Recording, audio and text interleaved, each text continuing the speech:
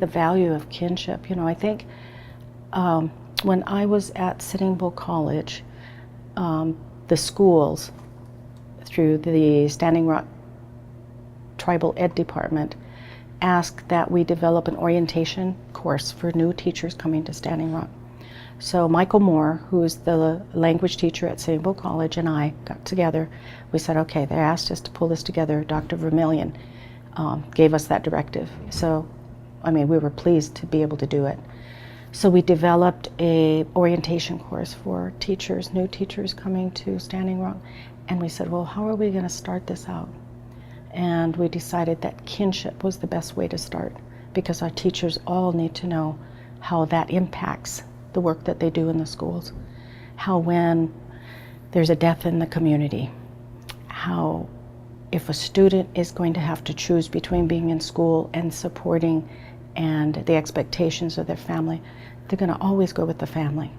So they won't be in school that day, you know, because the expectation is that you go, you support your family, you're there, you know, to help provide whatever, the food, during the wake, you know. And so I think that's, even today, that's hard for a lot of our teachers, and our school systems weren't made like that, you know, so we struggle with that. And unfortunately, with AYP, you know, and all the standards, you know, a lot of it is geared towards attendance percentiles, you know. And so for our native schools, it's a difficult challenge, you know. So kinship is where we started. We said teachers need to know, and also building their interpersonal skills or their relationships with those students. They need to know that at parent-teacher conference, that person that's coming with that child may not be the mother, it may be the aunt, it may be the grandma, it may whoever, but they're viewed as just as important as their mother or their biological mother or father, you know, that you know, they have to kind of see the child as a member of this bigger picture, you know, and all the interrelationships of that. And then there's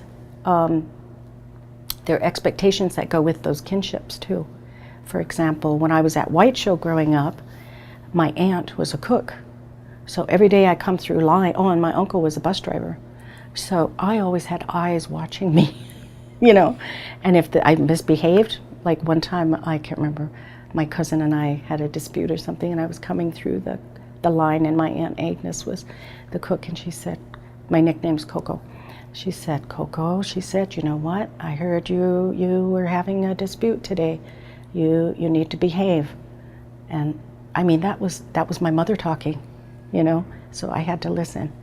So so that's why we decided we need, so kinship is really vital, because there's rules that go with that, relationships that's so important. So